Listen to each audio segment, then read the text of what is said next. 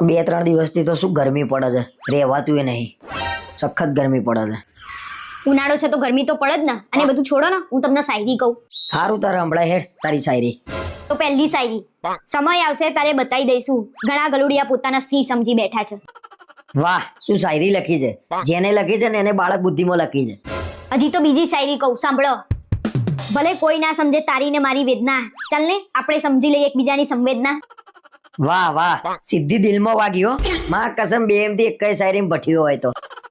સાંભળ, તું બહુ ગુસ્સો ના કર, ગુસ્સામાં તું વધારે ક્યુટ લાગે છે અને હું રોમેન્ટિક થવા લાગુ છું.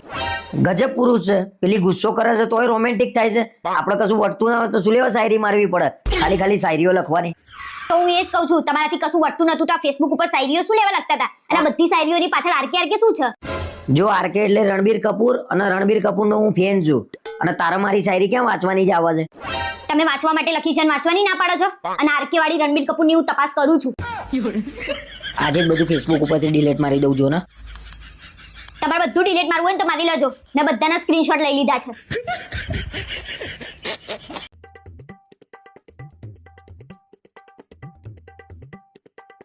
શું થયું કે બહુ ટાઈમે આજે ગુસ્સામાં લાગો છો? તમને તો નાના છોકરા રમાડવા નહીં ગમતા ને? ના, મને ખબર નહીં, પણ પહેલેથી નાના છોકરા રમાડવાના નહીં ગમતા. બરાબર બરાબર. કેમ? હું કોઈના છોકરા નહીં રમાડતો એટલે?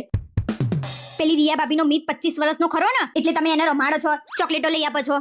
અચ્છા, હવે ખબર પડી તને શું પૂછ્યું છે. પણ નાનું છોકરું મારી જોડે આવત ના થોડી પડાય. નાનું છોકરું ભગવાનનું રૂપ કહેવાય. અરે છોકરું ભગવાનનું રૂપ કહેવાય, છોકરાની માને શું કહેવાય? અને મનીષભાઈ જોડે હોય તો એ કેમ તમારી જોડે આવે છે? હવે તો મને શું ખબર, એના બાપને મારા જેવું રાખતા નહીં આવડતું હોય. ના ના, પણ તમે તો છોકરાની માને સરસ જ રાખો છો ને. તમારો તો સ્વભાવ જ સરસ છે નહીં? શું કેવું? એવું ના હોય. રિયા ભાભીને જેટલો વાલો છે ને મિત, એટલો જ વાલો મનીષભાઈને છે. છોકરાઓ તો ગમે ત્યાં રમે. છોકરાની માએ એવી છે, ગમે ત્યાં રમે. અને મને તો એવું લાગે છે એ પહેલેથી જ બધાને રમાડતી હશે. ના, પણ સ્કૂલમાં હતી તાર તો એવી નથી, શાંત હતી. શું બોલ્યા તમે? રિયા ભાભી તમારા સ્કૂલમાં ભણતા હતા? એની માને આજે તો કંઈક વધારે પડતું બોલાઈ ગયું, લાલ થઈ જવાની.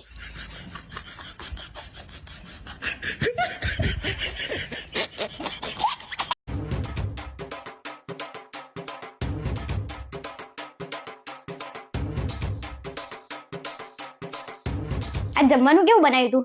આજ તો તમારું ફેવરેટ બનાવ્યું તું મેં. અરે જોરદાર બન્યું તું મગનું શાક તો, અને ભાખરી તો જોરદાર બની હતી.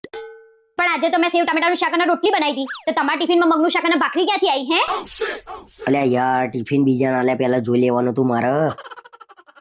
શું વિચારો છો? હું તમારા માટે વહેલા ઉઠીને ટિફિન બનાવું છું કે તમારે બહાર ના ખાવું પડે? સાચું કહું, આજે મને પેટમાં દુખતું હતું તો મેં ટિફિન કર્યું જ નતું. મને તો તમારા ઉપર એટલો બધો ભરોસો છે ને જેટલો કોઈના ઉપર ના હોય. તો પછી શું તો પછી? મને ભરોસો છે કે તમે બહાર જઈને લોચું ભરી આવ્યા છો. તમારું પેટ તમે કોઈ દિવસ ખાલી રાખ્યું છે? કાલે તારે મને ફરીથી પૂછવાનું કે આજે ટિફિનમાં શું બનાવ્યું તું. જો હું વાંચું ના કહું તો તારે જે કહેવું હોય કહેજે બસ. ના, પણ હું કાલથી તમને એક જ શરતે ટિફિન બનાવી આપીશ. અરે તારી શરત મંજૂર છે, બોલ ને ગાંડી. પહેલા સાંભળો તો ખરા. કાલથી ટિફિન કરવા બેસો ને એટલે વિડીયો કોલ કરીને જ ટિફિન કરવાનું. Video call? આ વોટ્સએપ વાળાને તો ગોળી મારી દઉં ને એવું થાય છે.